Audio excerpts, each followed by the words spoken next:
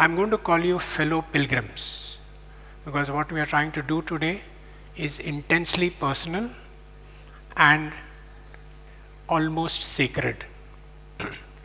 If we get it right, you could change the way you look at yourself, you could change the way you look at your family, you could change the way you look at the universe. But if you Google brand definition, you'll get close to 2 million definitions, and it's very confusing. Even brand practitioners themselves have not come to any conclusion. In fact, you will read many articles why it is difficult to define a brand. Now, what I'm going to share with you is something that we have learned over those 300 brands. The brand is an intangible idea.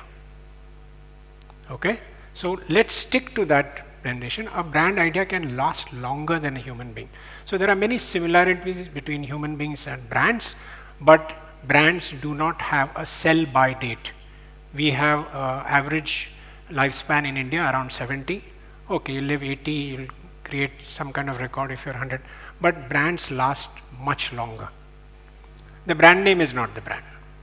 So Max Touch became Hutch, became Orange, became Vodafone, and even today they have the highest revenue per user in Bombay. So the brand name has changed, the brand hasn't changed. The logo has changed. When Apple started in 1977, they had Newton sitting under the tree and the apple falling, and just to make sure that everybody understood that the apple is falling, there were 3 lines drawn. Oh, the apple is falling. Okay, that has now changed to this. And finally, a human being cannot be a brand. It is not the human being, it is the idea. So therefore, what is personal branding? What are we trying to do? We are going to attempt to define the unchanging idea that can drive your life. That is a serious business, so let's see how we can do that. This exercise will require you to look within, to find out if there is anything that you want to do besides doing what you are doing now. Is there anything in your childhood that you wanted to do? We heard Saundarya's story that she started weeping when she had a 40% pay cut, and therefore look at any of those triggers. Those are the 3 triggers: things that bother you, things that you would want to do in your life if you are not doing what you're doing, or some personal thing that happened and therefore you want to do that. What is the best way of looking inside you? Not look outside, right? So I would urge you to sit straight, close your eyes, and think about this question. What is it that I would like to do, which really am passionate about, something I would love to do? You don't have to give up your job right now, but you can do it in the evening. So when you write, I'm giving you examples on the board. Avoid the ones on the right, which are wishful thinking. On the right is, I want human beings to be honest. I want climate change to slow down. These are wishes. That's not what I'm saying. I'm asking about something about an objective, a goal that you'd want to do for yourself. Can I hear some of you? Has anybody finished? Tell us what you would like to do. I'd like to do a program increasing the financial literacy of widows. Secondly, I want to do things which would conserve water. Beautiful.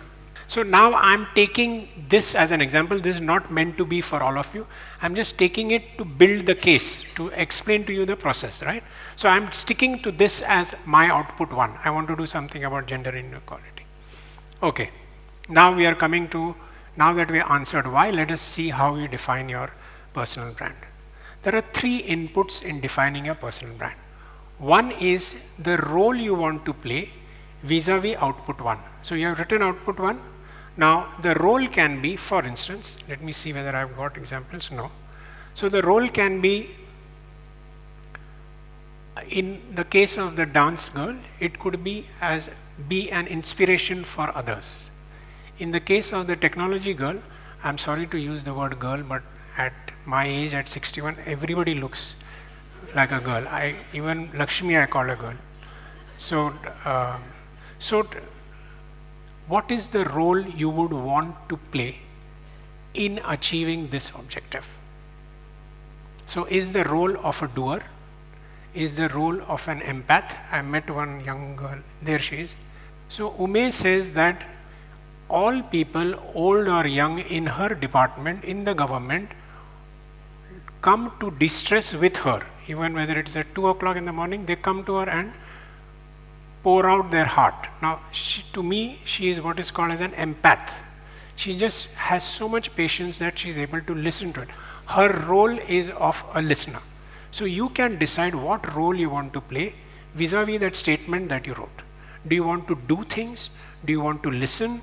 Do you want to spread communication? Do you want to start a community? You can have a Facebook community. You can have a Twitter community. You can do any of those. So it could be active, it could be passive. You might want to write a book. You might want to do research like Sandhya does research. All of those. So write down now, just again, take your time, write down exactly what is the role that will connect you to output 1. Hi, I'm Anumita, and my output 1 was to actually help make changes that would make a positive impact in the society. So in specific being sustainability. Sustainability, okay. So I would probably want to network. Okay, and play the role of either being in the networking or in the communication role. Through networking and communication, drive the agenda of sustainability. Beautiful. Very clear. My output 1 was I want to do something to help women not leave their job and career.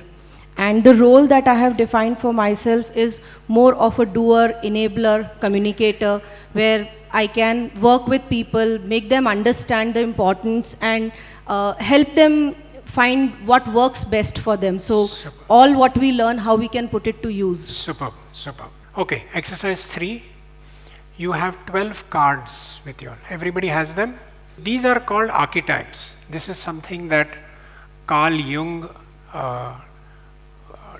defined. He said that human beings are born with these subconscious thoughts. We are not born like a blank slate. And then he found out that there are 12 archetypes that drive us.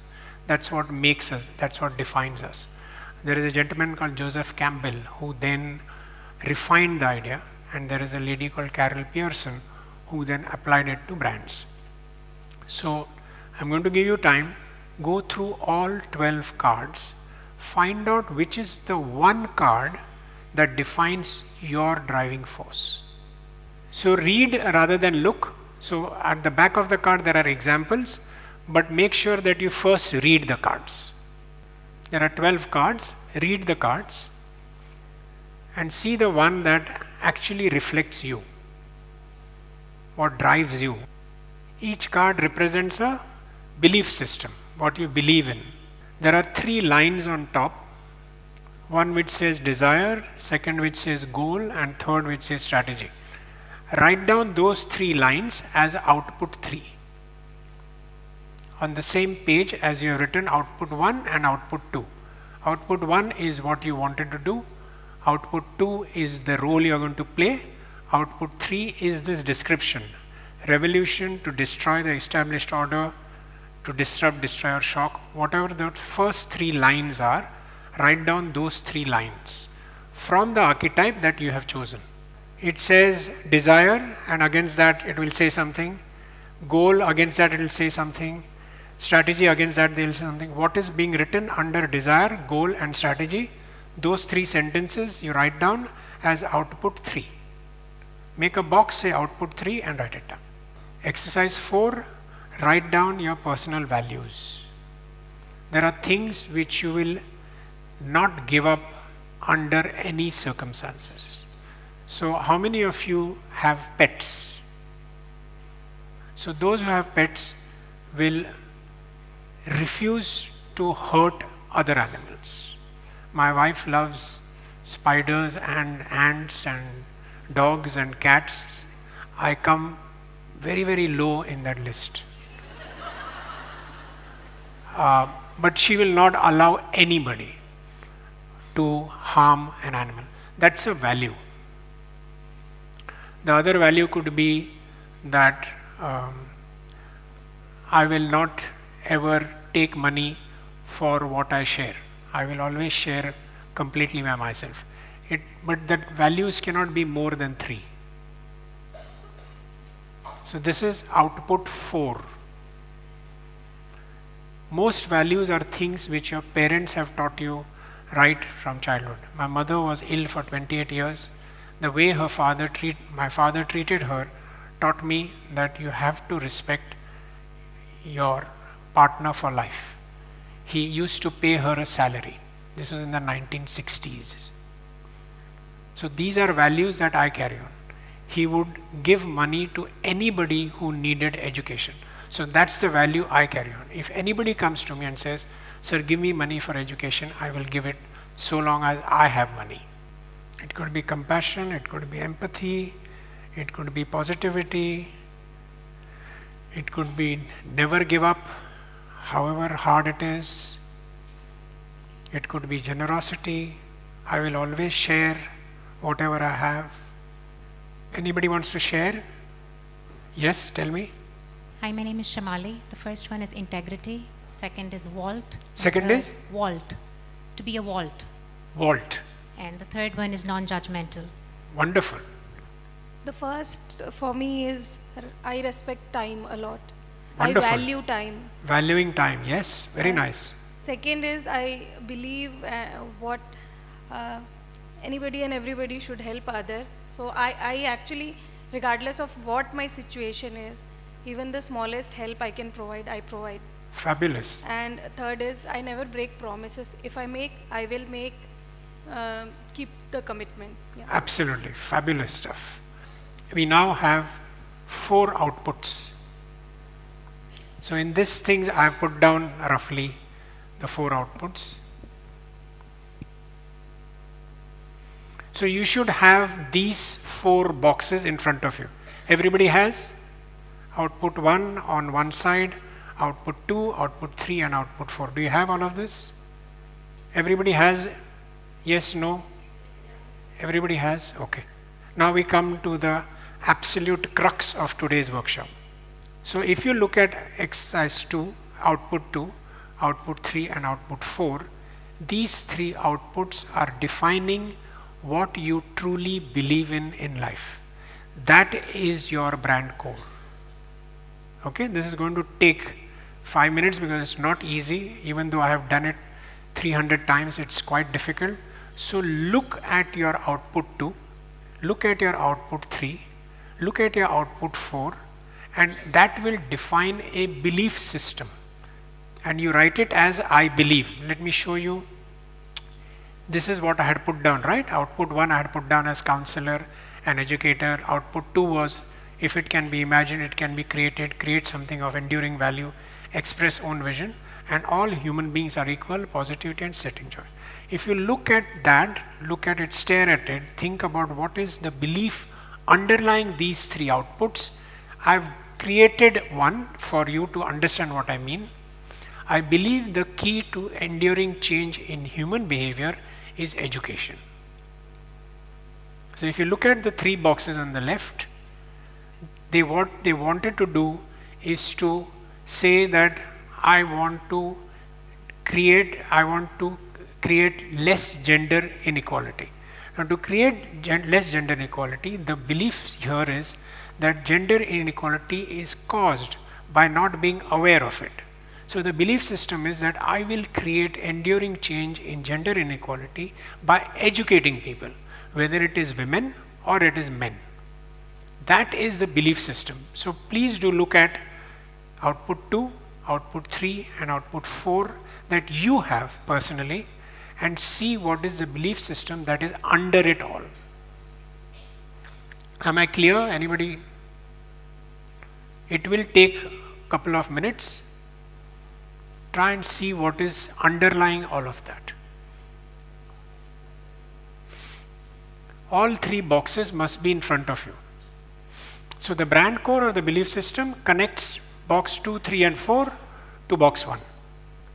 So if we were doing the thing about dance, then the belief system is that physical movement can change the way people actually think about themselves and others. I have a colleague in Chlorophyll who actually does that. She is a certified art movement therapist, and she helps people take away their negative feelings through dance. So the belief is that physical activity can change the way you think about yourselves and about others. That's if you were doing the brand core, right? So if you are looking at sustainability, one of the things could be that my belief is that I could spread the message of sustainability through just networking. My output one was I want to teach kids more. All through my growing up years also, I've always taught my friends. How wonderful. I want to pursue that more.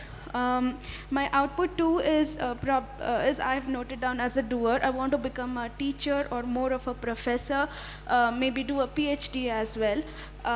And output three is desire is discovery of truth. To use intelligence and analysis to understand the world, seek out information and knowledge, become self-reflective and understand thinking. My personal values are respect, integrity, and third one is I would not, truthfulness. I would not want to say yes to something that I don't completely believe in. And my belief statement is that my thirst for knowledge will be quenched the more I teach kids or the more I interact How with beautiful. kids. It would make me more self-reflective. Correct. And that's So the direction I want. sharing will actually increase your knowledge. That is the Yeah. belief. Beautiful. So should I move on? Anybody else? Yes. Come. Tell me. Output one is I want to build an old age home to ensure that people have home and are not lonely at the old age. Role is of a doer. I think I believe in action. Role is of doer and communicator. The card I chose is nothing is impossible. Impossible, yeah. And then values are transparency, open communication, empathy, positivity. Now here is where I'm not very sure, so I wanted some thoughts. The belief, what I thought of is I believe that with any action we can drive the lead to the desired change. That is too generic. So you'll have to find something which is at the intersection of those three. Now, so if it is old age homes and if you want to be a doer, so the belief system is whatever the cause, through my communication and acting on the communication, I can resolve it. Okay. Yeah, that is roughly where it will be, because you are not just doing networking. There are some of you who would just want to create a network and put that into action. Like CRY, for instance, we worked on CRY. CRY collects money from multiple donors and gives it to people who actually work with children. CRY itself does not go onto the field, right? So that is a belief of doing the networking, that somebody has to do the hard task of getting donations and somebody else will do the actual work. So in your case, you are saying I'll do both. So that's the belief system, that however, whatever the cause is, this double thing of networking and creating wealth and creating assets as well as deploying them can solve that problem. This is a manifesto. This is something which you can write down and put on your desk. So I've written it with Ramya's name because she was, and imagine this is the connection between. So I believe the key to enduring human change in human behavior is education, and this is how I've written it out. Brand Ramya believes however negative human behavior appears, it can be changed through empathy and education. Remember that she wants to end gender inequality. Therefore, what she is saying is, however negative it appears, you can change that behavior through education, because at heart, all human beings are the same. It may take longer or shorter, but change will happen. Brand Ramya, the key is unrelenting positivity. So if you are positive, however negative that person's role is, you are going to be able to change that person. It might take a little bit of time. This is what we call the manifesto. So you can write your manifesto. We don't have the time now. What we have decided is that you can write to me and I can help you change it, but this manifesto becomes your touchstone for the rest of your life. Whether you want to do it right now, whether you want to do it later, this is the definition of your personal brand. let's go to how do you communicate your personal brand. This is how you do it. Can you please make this chart? Write down the 3 values on the left hand column, the 3 which is output 3, I think. If you are talking about helping children to learn more, then it could be creating going to a kindergarten school and helping there. Write down activities, not just what you want to say. What are the things you would do which reflect those particular values? So what I was told is that when you do this workshop, Kiran, make sure that they all go home with a toolkit. Okay, so this last page I'm going to show you how you can communicate your brand core. So if you look at this lady called Ashley Hall, she is a marketing consultant, so and so, but she's also talking about her personal habits. So the barrier between, when you think about social media, the barrier between your social, your professional life and your personal life gets over. If you look at the next one, age doesn't matter. So this lady, YouTuber, was 106 years old. She was the oldest YouTuber. She is from Chennai. She passed away last year. And on the other hand, there is this girl from Allahabad who is 11 years old. So when you are communicating, don't worry when you start. It doesn't matter what time you want to start. You could be 50, you could be 12, you could be 9. But authenticity is key. Now this Naomi Wu is from China and she's got plastic surgery done to enhance her breast. So she says that I'm 1/18th plastic. So she's being authentic about it. There is lots of people make fun of her, but she doesn't care. So these are the things that you have to remember when you're communicating your brand to the outside world. So first we said what are the actions you're going to have to communicate your brand, and then we are saying what is the communication you will have to communicate your brand. So remember there are 2 parts to communicating your brand. Finally, if you are serious about what you are doing, you need to track your brand every day. So the activities that you do, you all have this chart. So the chart asks the question, did I do my best to, and there is 1, 2, 3, 4, 5, 6, 7. These are days of the week. So put down that activity that you put down. Let's say it is about teaching young girls to learn. Did I do my best today to teach young girls to learn? On day 1 you say 8 out of 10 or 0 out of 10. Next day you say 3 out of 10 or 4 out of 10. This way you will really know whether you are pursuing your actual branding. Is anything in this not clear? I have tried to make it as simple as possible, something that you can take home and actually follow, and I am very sure that it will create an impact.